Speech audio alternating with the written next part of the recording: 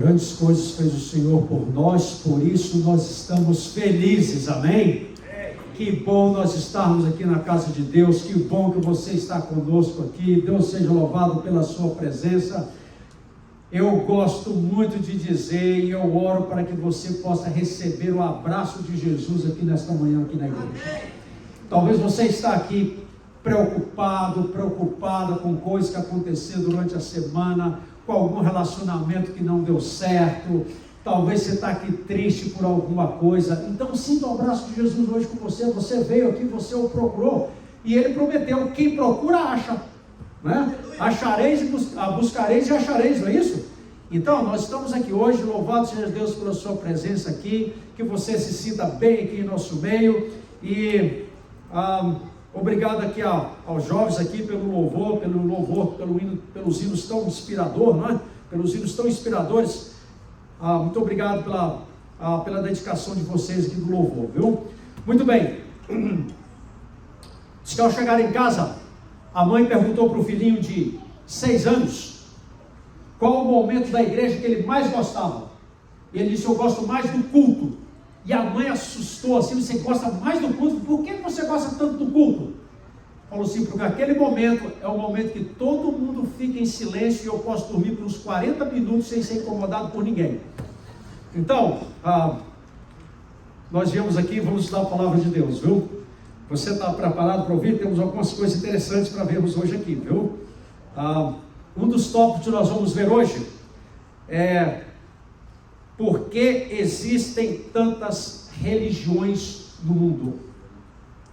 Não vou falar de forma alguma sobre igreja, denominação alguma, mas eu vou trazer para vocês hoje conceitos bíblicos sobre quem é realmente o povo de Deus, quem é verdadeiramente o povo de Deus. Existem mais de 10.000 religiões no mundo. Algumas religiões possuem denominações. Por exemplo, somente o cristianismo possui mais de 35.000 denominações. Já pensaram sobre isso? Olha quanta denominação que existe por aí. Parece até engraçado que nós seres humanos criam todos esses nomes, todas essas denominações, nomes cada um diferente do que o outro, e alguns até um pouco mais estranhos. Mas para Deus só existem 2 grupos: o grupo que pertence a Ele, que o escolheu, e o grupo que não pertence a Ele. Nós seres humanos complicamos, mas para Deus não. Deus é simples. Existem aqueles que pertencem a Ele e aqueles que não pertencem a Ele. Vocês já ouviram pessoas dizerem, e para serem politicamente corretos, né? Vocês já ouviram pessoas dizerem que todas as religiões são boas e todas vão levar as pessoas para o céu e todos falam de Deus. Já ouviram falar isso? Pois é, a gente fala, né? Mas sabe, irmãos, para ser politicamente correto é assim que as pessoas falam, mas biblicamente não é bem assim. Por exemplo, lá em Provérbios no capítulo 14, verso 12, diz o seguinte: há caminhos que ao homem parecem direito, mas ao fim deles são caminhos de morte. Então nós seres humanos pensamos muitas coisas quando na realidade não é bem aquilo que Deus quer, não é bem aquilo que Deus pensa. Diante de tanta diversidade, não é? Eu quero afirmar para você que Deus sempre teve e continua tendo representantes dele aqui na terra, amém? Por isso, Deus sempre teve e continua tendo. A Bíblia define desde a criação. Por exemplo, Adão e Eva tiveram 2 filhos, Caim e Abel. Pelo menos são os que mencionados. Tiveram bem mais outros filhos e filhas, mas a Bíblia menciona especificamente desses 2. Caim resolveu não pertencer ao povo de Deus. Foi uma escolha dele. Então você vê que desde o começo do mundo já existe uma diferença entre aqueles que pertencem a Deus, aqueles que escolhem a Deus, e aqueles que não pertencem ou que não escolheram. Jesus, já no Novo Testamento, Jesus fala umas figuras de linguagem que mostram para nós quem é dele e quem não é. Por exemplo, Jesus fala das ovelhas e dos bodes, não é isso? Jesus fala nos evangelhos das ovelhas e dos bodes. Veja bem, só existem 2 classes: as ovelhas e os bodes. Não existe ovelhas, bodes, cabritos, cachorros, elefantes, girafas. Não existe isso. Jesus só fala de ovelhas e bodes. Aí você continua. Jesus fala da parábola de 10 virgens. Diz que metade delas eram prudentes e as outras eram loucas. Não existem aqui, Jesus não fala de meia prudentes e meia loucas. São prudentes e são loucas. Você percebe que desde o começo da Bíblia existe somente dois grupos, duas classes de pessoas. Jesus continua dizendo, Jesus conta na parábola do trigo e do joio. Então só existem trigo e joio. Não existe cevada, centeio, arroz. Não existe, Jesus só fala de dois. É o joio e o trigo. Então você vê que desde o começo, desde lá do Éden, existem somente dois grupos de pessoas para Deus. Aí você vai lá para o Apocalipse, e lá o Apocalipse está falando de duas mulheres. Uma mulher vestida de sol, que tem uma coroa na cabeça, a lua debaixo dos pés, e uma outra mulher, que essa mulher vestida de sol é o símbolo da igreja verdadeira, e uma outra mulher vestida de vermelho, que não é a igreja verdadeira. Se tem alguma menina vestida de vermelho, é só ilustração, viu? Pode ficar tranquilo, você pertence a Jesus sim, viu? Tá bom? Então tem uma outra lá, que é vestida que não é. Não existe lá uma mulher vestida de sol, brilhante. Não existe uma vestida de vermelho, outra vestida de roxo, outra vestida de amarelo. Não existe isso. Você vê, a Bíblia, Jesus, Deus traz para nós somente duas classes, somente dois grupos. Não existe um terceiro, quarto, quinto ou sexto. Percebe? Desde o começo da Bíblia, entrando no Novo Testamento, tudo é assim.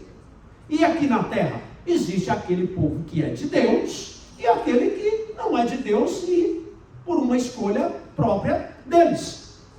Agora, qual ou quem são essas pessoas que são de Deus? Que escolheram, agora estão numa igreja. Agora, qual é esta igreja? Qual é esse povo verdadeiro? Muita gente pensa que uma igreja que pratica o bem e que faz milagres, então esse aqui é o povo de Deus, é a igreja de Deus porque faz milagres. Existem igrejas aí que claimam, que dizem que fazem milagres. Mas sabe, fazer milagres e fazer obras, apesar de serem coisas boas, fazer milagres e obras de caridade não são suficientes de forma alguma para identificar uma igreja ou um povo como sendo um povo de Deus. Olha esse verso aqui. Primeiro verso que eu quero ver, Mateus 7, capítulo 7, versos 21 a 23.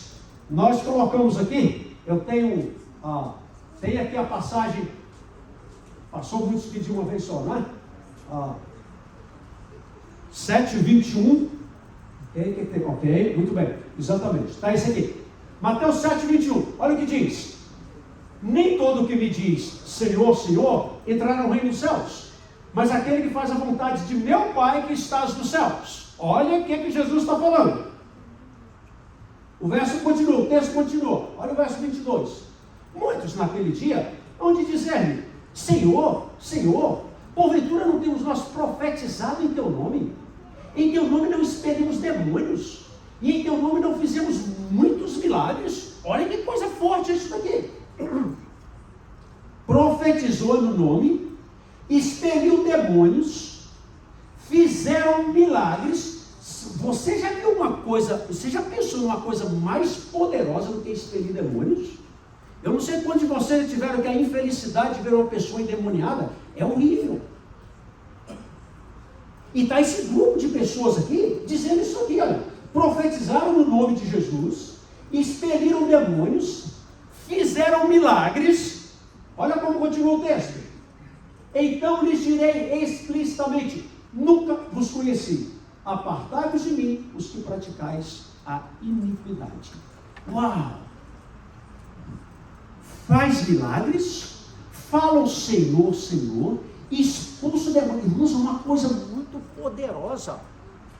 Esse microfone não está poderoso, mas é uma coisa muito... Deixa eu pegar outro aqui. Estou pegando aqui o número 3, viu, meninos? é uma coisa muito poderosa expelir demônios. Porque existe ali uma briga entre o bem e o mal ali numa pessoa, num ser humano. E é algo muito feio aquilo ali, é algo muito constrangedor você ver alguém dessa forma. Está dizendo aqui, esse grupo de pessoas, está dizendo aqui que eles expeliram demônios. Está aqui no verso aqui, olha. Profetizaram no nome de Jesus, expeliram demônios e fizeram muitos milagres. Mas olha o que é que Jesus diz para eles aqui. Nunca vos conheci, apartai-vos de mim, vós que praticais a iniquidade. Nem todo que me diz Senhor, Senhor, entrará no reino dos céus. E agora? Como é que depois a gente vê tanta coisa poderosa aqui e tudo, esse grupo de pessoas, Jesus fala assim, não conheço vocês. Por que Jesus não os conhece? Por que Jesus não os conhece? Jesus está dizendo aqui, olha, nem todo que me diz Senhor, Senhor entrará no céu, mas aquele que faz a vontade de meu Pai que está nos céus. Então esse grupo de pessoas profetizam no nome de Jesus, fazem curas no nome de Jesus, expelem demônios no nome de Jesus, mas ele esquece de algo, que é muito importante, que é o que Jesus está se referindo aqui. Não faz a vontade do meu Pai. E não importa os milagres, não importa o que eles fizeram, obras que eles fizeram, não importa nada disso. O que importa aqui para Jesus é, não fez a vontade do Pai. Não fez a vontade do meu Pai.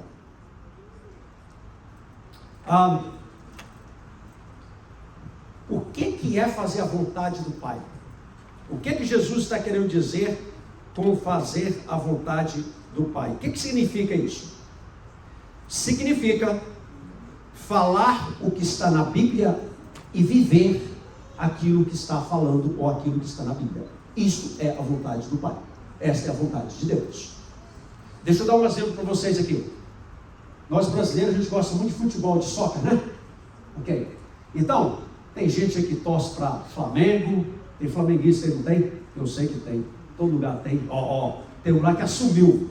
Tem gente do Flamengo, tem vascaíno, tem lá em São Paulo é corintiano, é palmeirense. Depois você vai lá para Minas, tem Cruzeiro, Atlético. Você vai lá para o Sul, tem o Tricolor, tem o Colorado. E pode ir para Portugal também, tem Benfica, não é? Tem alguns dessas pessoas que eles sabem absolutamente tudo sobre o time deles.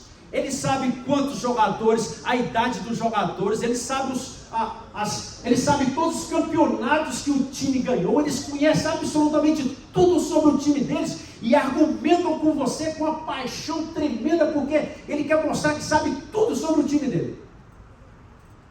E é verdade.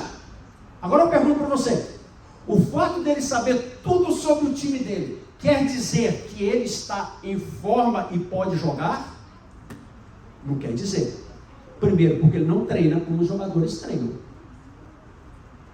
Então o fato dele saber não quer dizer necessariamente que ele é um atleta que está habilitado a jogar, a competir naquele time dele. Percebe onde é que estou chegando aí?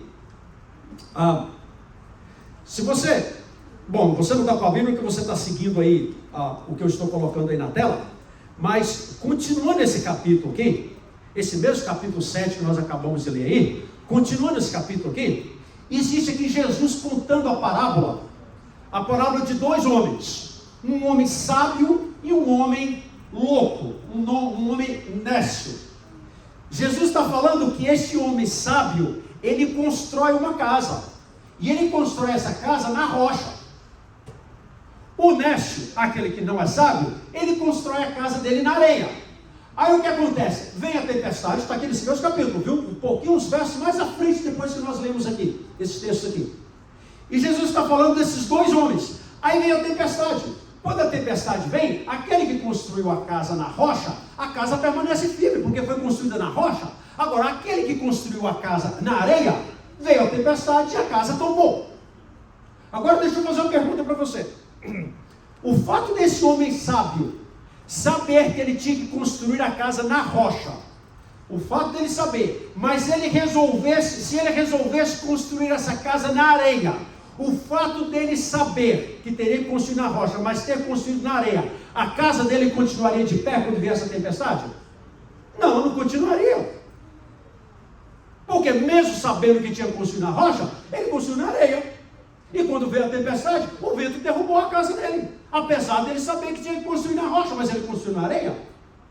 Qual é a mensagem que Jesus está trazendo para mim e para você aqui hoje, principalmente nessa parábola? É que nós não podemos separar aquilo que fazemos daquilo que sabemos.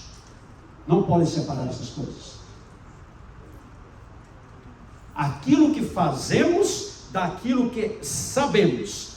Jesus no texto aqui está falando, se você ler todo o contexto, Jesus está falando de pessoas que sabem qual é a vontade de Deus, mas eles querem fazer uma vontade própria. Aí Jesus está dizendo aqui para eles, olha, não vos conheço. Você sabia que o próprio Satanás pode até fazer fogo cair do céu? Então o fato de fazer milagres aqui não quer dizer muita coisa. Então, nós não podemos de forma alguma separar aquilo que fazemos daquilo que sabemos. E essas pessoas que fazem isso, a Bíblia, o texto está dizendo aqui que Jesus não vai reconhecê-las como sendo dele, e vão ouvir as palavras, apartai-vos de mim, não os conheço. O meu sogro, certa vez, ele estava comportando, e ele vendeu livro para um padre, e o padre falou para ele, falou assim, olha, realmente, eu sei que o sábado é o 7º dia, a Bíblia fala do sábado, que precisa guardar o sábado. Mas, o que eu vou dizer aqui para os meus paroquianos? Todo mundo está aqui no domingo e tudo, o que eu vou dizer para os meus paroquianos? Vocês percebem? Nós não podemos separar aquilo que fazemos daquilo que sabemos. A igreja verdadeira, ela posiciona ou ela fundamenta os seus ensinos na Bíblia, e esta igreja será vitoriosa sobre o inimigo. Amém por isso? Olha o que diz aqui em Apocalipse, no capítulo 12 e o verso 1. Apocalipse capítulo 12 e o verso 1.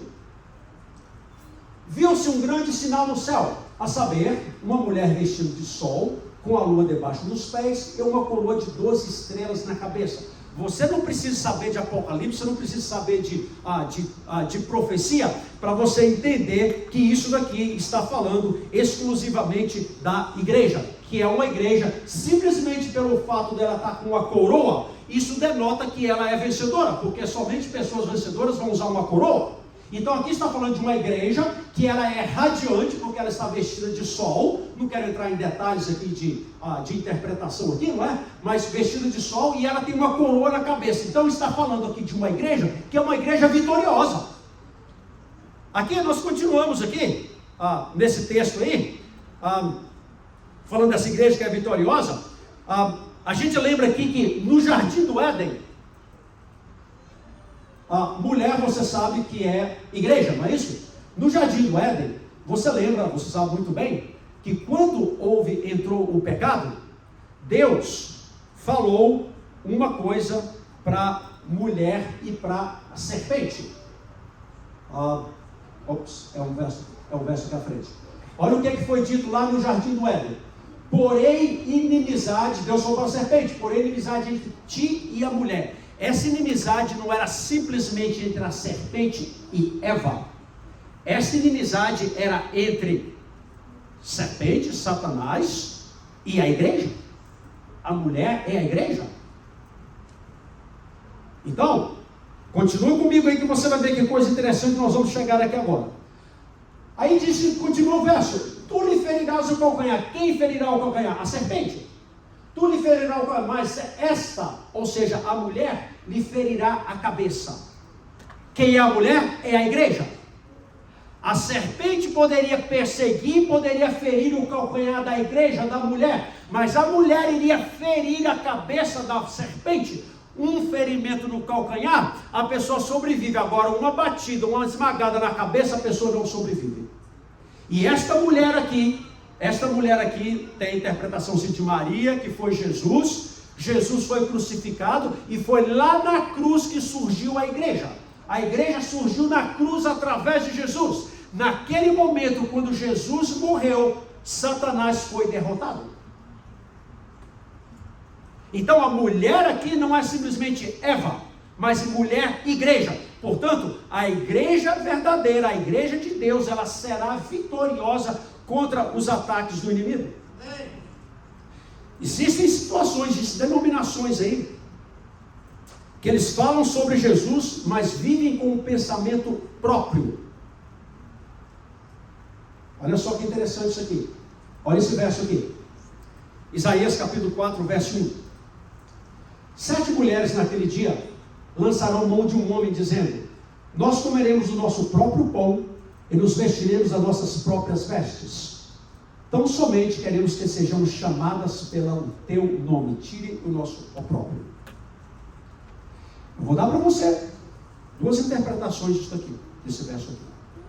A interpretação, que é a interpretação histórica, que para mim não é a mais importante, Jerusalém foi invadida e alguns homens morreram, ok? Ficou tendo mais mulheres do que homens. Isso é a história. Só que Isaías é um livro profético, profeta Isaías, não é isso? Agora eu vou trazer para você a interpretação profética disso daqui. Olha o que diz aqui. Mulher e profecia é a igreja, não é isso? 7 mulheres que lançaram mão de um homem.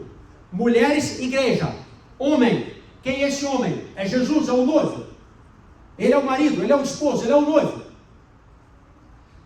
Está dizendo aqui que elas vão comer do seu próprio pão. Comeremos o nosso próprio pão. O que é o pão? O que é o pão? Quando Jesus estava lá no deserto, o inimigo aproximou-se de Jesus. Jesus estava com fome e o inimigo olhou as pedras lá e falou para Jesus, falou assim: olha, se você é o Filho de Deus, fala com que essas pedras se transformem em pães. Qual foi a resposta de Jesus?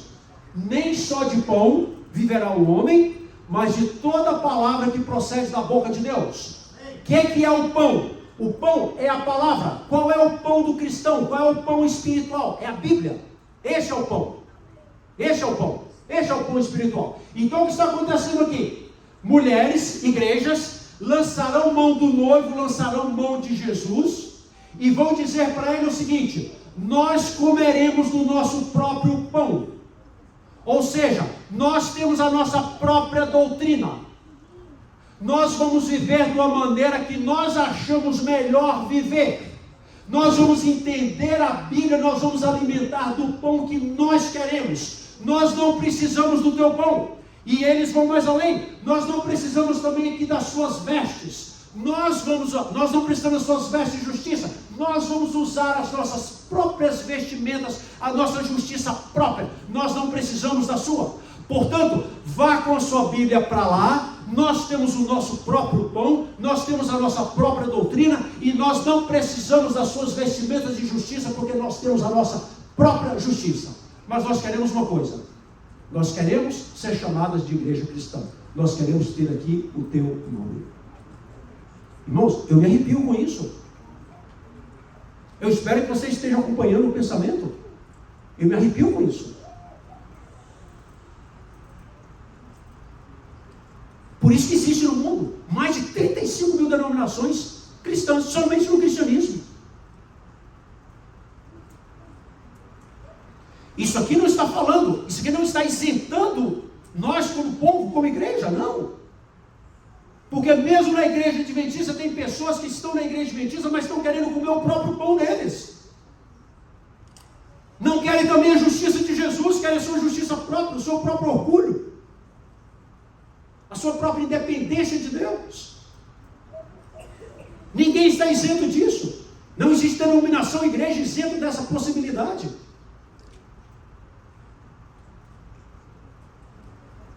Eu gosto mais dessa interpretação profética do que da interpretação histórica desse verso. Porque é profundo. Tem muita coisa que nos diz aqui nesse verso. Muita coisa que nós precisamos pensar. Será que eu, porventura, de uma maneira ou de outra, estou incluído numa situação dessa? Será que eu estou comendo o meu próprio pão? Será que eu estou ainda vivendo uma vida totalmente independente de Jesus? Usando os meus próprios méritos, usando a minha própria justiça? Criando a minha própria religião? mesmo assim eu ainda sou chamado de cristão. É para pensar nessas coisas, não é? O que essas denominações, essas igrejas querem é ser chamados de cristãos. Não querem a comida do pão espiritual, não querem a justiça de Cristo, mas querem ter o nome dele. Está aqui. Tão somente queremos que sejamos chamadas pelo teu nome. Por que existem tantas religiões? Já pensaram sobre isso? Eu vou ilustrar para você. Uma pessoa pega a Bíblia e lê aqui na Bíblia, branco. Lê aqui, vou ilustrar com cores, viu? Tá bom? Ele lê aqui branco. Mas ele fala assim, sabe, branco é uma cor assim muito sem graça. Muito sem graça, cor morta, assim tudo. Eu acho que isso daqui ficaria melhor aqui se fosse azul. Azul, a cor do céu. Deus criou o céu, as estrelas. Que legal. Então aqui está dizendo que é branco, mas azul fica melhor. Eu acho que é melhor. Vamos colocar aqui, apesar de estar escrito branco, vamos fechar a Bíblia aqui e dizer que agora é azul. E aí surge a religião do azul. Aí o outro vem e lê a Bíblia aqui e está escrito aqui branco. E ele olha aqui e fala assim, branco. Mas sabe, Jesus morreu na cruz. E é verdade. O sangue de Jesus nos limpa de todo o pecado, e o sangue é vermelho, o que é pura verdade. Então aqui está dizendo branco, mas por causa da morte de Jesus, isso aqui vai ser vermelho. Eu acho que é legal o vermelho aqui. Aí o que acontece? Surge a religião do vermelho. Aí chega um terceiro e lê aqui na Bíblia, lê aqui a palavra branco. Ele fala assim, é branco, mas a nossa comissão reuniu um concílio aqui e tudo, e nós achamos por bem que esse branco aqui agora não é mais branco, esse branco aqui agora é verde. E surgiu a religião do verde. Mas não existe lugar nenhum na Bíblia dando autorização para um concílio, para uma comissão, mudar aquilo que está escrito na Bíblia, aquilo que está sendo dito na palavra de Deus. O que é isso então? Invenções de seres humanos. Por quê? Estão querendo acomodar uma religião, acomodar a palavra de Deus a alguns, vamos dizer aqui, os caprichos pessoais, algumas situações da vida pessoal, mas não querem ver aquilo que realmente Deus está dizendo. Então surge aqui uma religião aqui bem diferente. Então, existem, principalmente na África, existem religiões, que o homem só pode pertencer se ele tiver mais de 4 mulheres. Se ele não tiver mais de 4 mulheres, não pode. Então surge o quê? Surge a religião dos homens, pais de muitas famílias. O que é tudo isso? Tudo isso é coisa, invenção do ser humano. Você tem base daquilo que você crê. Aquilo que você crê realmente está fundamentado na palavra de Deus. Você sabe o que a palavra de Deus diz. Agora, será que você está vivendo aquilo que a palavra de Deus diz? Veja, nós não podemos separar aquilo que fazemos daquilo que sabemos. Porque é exatamente esse tipo de pessoas que Jesus está dizendo agora, nunca vos conheci. Apesar de vocês terem feito tantos milagres, vocês terem feito tantas coisas, eu nunca vi vocês, nunca conheci. Porque vocês não estão fazendo a vontade do meu Pai. E qual é a vontade do meu Pai? A vontade do meu Pai é aquilo que você sabe, você pratica. Aquilo que você fala, aquilo que você sabe, você vai praticar, você vai viver aquilo. Essa é a vontade de Deus. Essa é a vontade de Deus para você. Deus tem sonhos extraordinários para você. Deus tem planos extraordinários para você, para a sua família e tudo. Agora, se nós procuramos achar um caminho, você já viu, tem muita gente que quer achar um atalho para o céu, mas esse atalho que nós procuramos para o céu, esses atalhos acabam levando a gente para o inferno, e não para o céu. Por quê? São coisas que nós, seres humanos, inventamos. Não é uma coisa que está na Bíblia. Queridos, a minha opinião, eu acho esse tópico importantíssimo. Sabe por que esse tópico é tão importante? Porque aqui na igreja é o local que você vem com o seu esposo, com a sua esposa, é o local que você traz os seus filhos, é o local que você convida amigos, pessoas que você gosta, pessoas que você ama. Então você precisa ter certeza de que o que é pregado aqui na igreja está de acordo com a palavra de Deus. Porque nós estamos trabalhando aqui, irmãos, nós não estamos trabalhando com coisas passageiras, nós estamos trabalhando aqui com eternidade, nós estamos trabalhando aqui com vidas eternas. E você quer que as pessoas que você ama, seu pai, sua mãe, seu esposo, seus filhos, a sua família que você tanto ama, que eles sejam salvos, que eles estejam na eternidade. Então é importante que você saiba que alimento que você está tendo, o que é que está sendo pregado, porque não é somente você que está sendo envolvido, a sua família, pessoas que você ama estão sendo envolvidos, e nós estamos trabalhando aqui com vida eterna. Apesar de muita gente hoje não valorizar a vida eterna, está pensando muito mais na vida aqui embaixo do que na vida eterna, não é? Já percebeu? Que nós muitas vezes nos preocupamos muito mais a agradar o mundo do que agradar a Deus. Já perceberam isso? Sim. A gente procura ter roupa bonita para impressionar os outros, ter carro bonito, ter carro caro para impressionar os outros, a gente procura um monte de coisa para impressionar os outros. Já viu? Por que a cor do carro é importante? Você viaja do lado de dentro. Por que a cor do carro é importante? Você está viajando do lado de dentro. E tem gente que entra em débitos enormes, às vezes numa competição financeira com amigos e tudo, para quê? Para impressionar o mundo, para impressionar pessoas. E às vezes uma família, um casal entra em débitos e tudo porque querem competir com alguém. E a gente acaba hoje, no mundo hoje, vivendo uma vida muito mais, preocupando muito mais em agradar as pessoas, em agradar o mundo, do que em agradar a Deus. O que mostra para nós que as nossas prioridades estão todas voltadas aqui para baixo. As nossas prioridades não estão sendo as coisas lá do alto, não estão sendo as coisas lá do cima. Irmãos, já chegou o tempo, irmãos, já passou o tempo de nós fazermos Deus prioridade na nossa vida.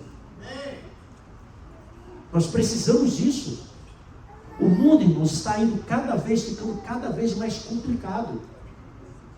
Você vê quantas pessoas morreram agora no terremoto lá na Síria e na Turquia. Estão dizendo que talvez foi o maior já que aconteceu nos últimos 100 anos.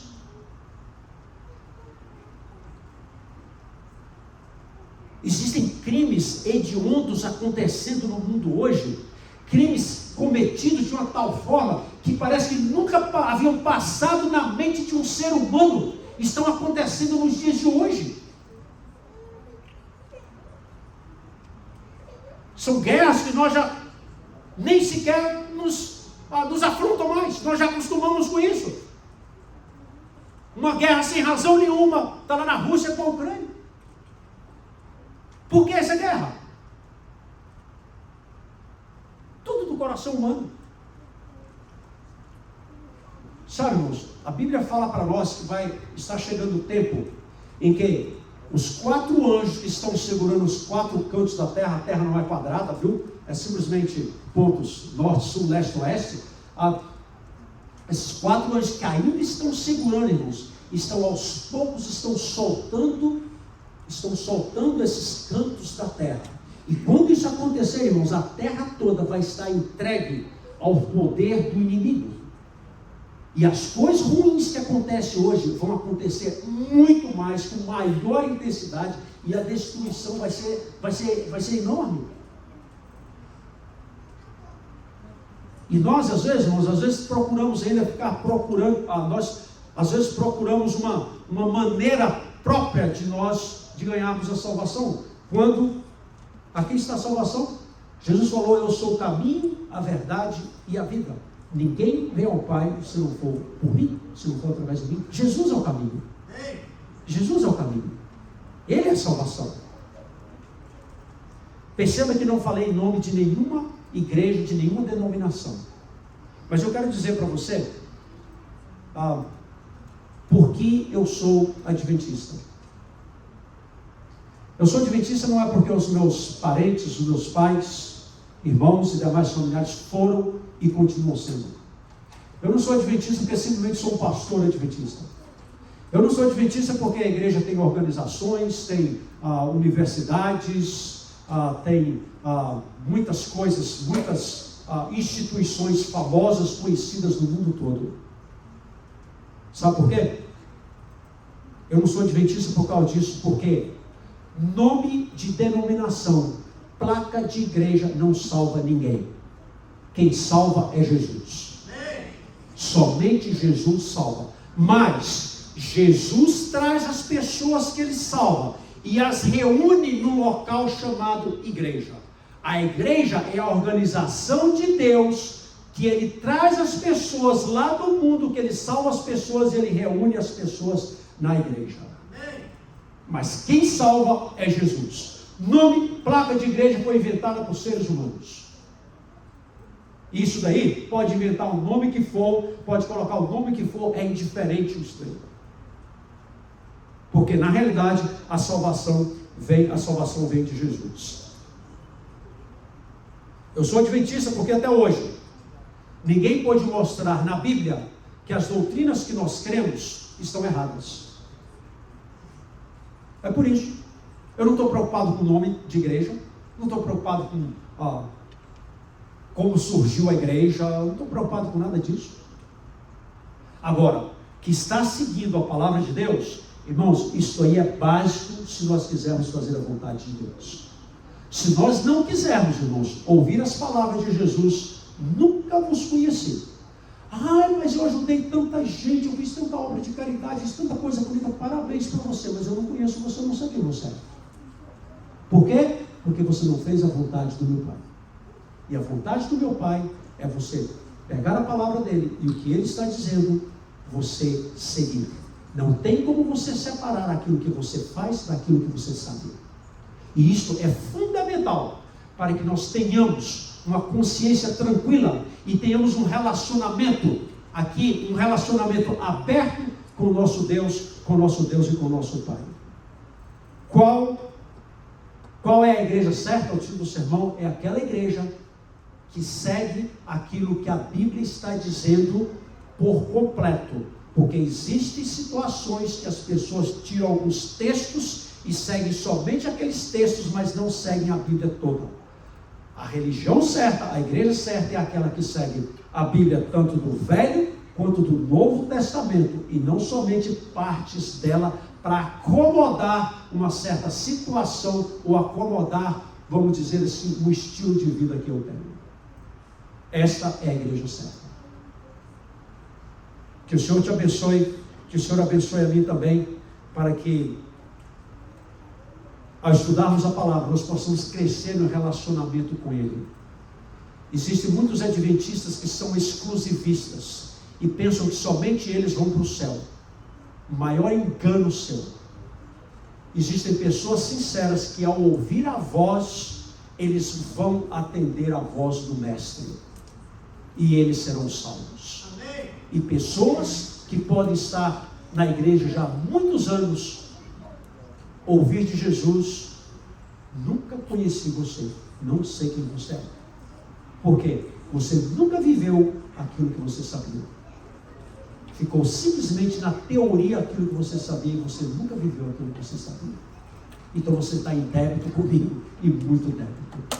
Queridos, que o Senhor abençoe a todos nós, para que ao estudarmos a palavra de Deus, nós possamos crescer na graça, no conhecimento, e que a nossa fé, irmãos, possa se firmar, não em organizações, em igrejas, em nomes que foram inventados por seres humanos, mas a nossa fé possa se firmar em Jesus, que é o verdadeiro autor e consumador da nossa fé. Ele abençoe. Amém. Vamos orar. Feche os seus olhos e vamos orar ao nosso Deus. Eu vou fazer uma oração.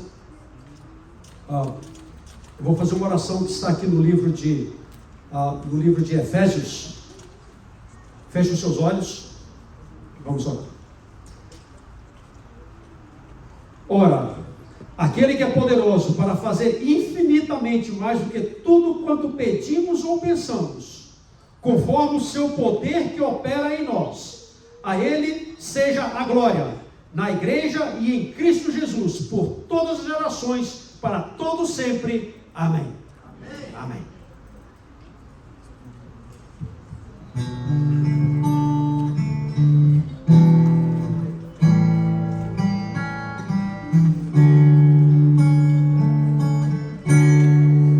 Eu te agradeço,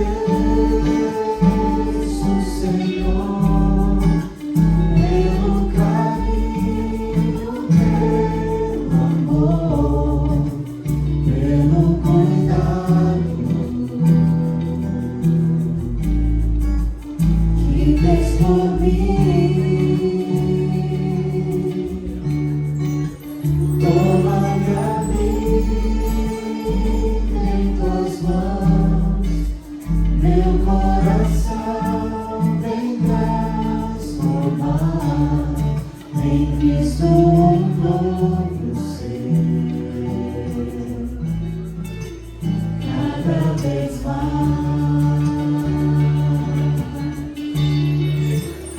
Eu te agradeço, Senhor, pelo carinho, pelo amor, pelo cuidado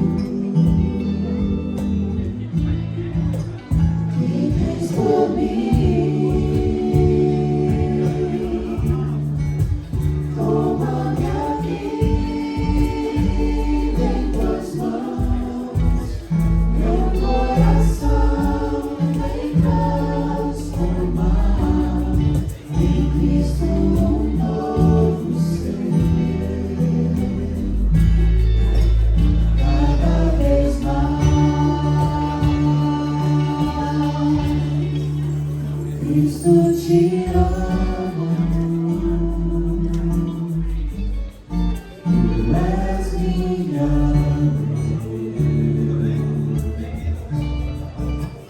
eu te agradeço,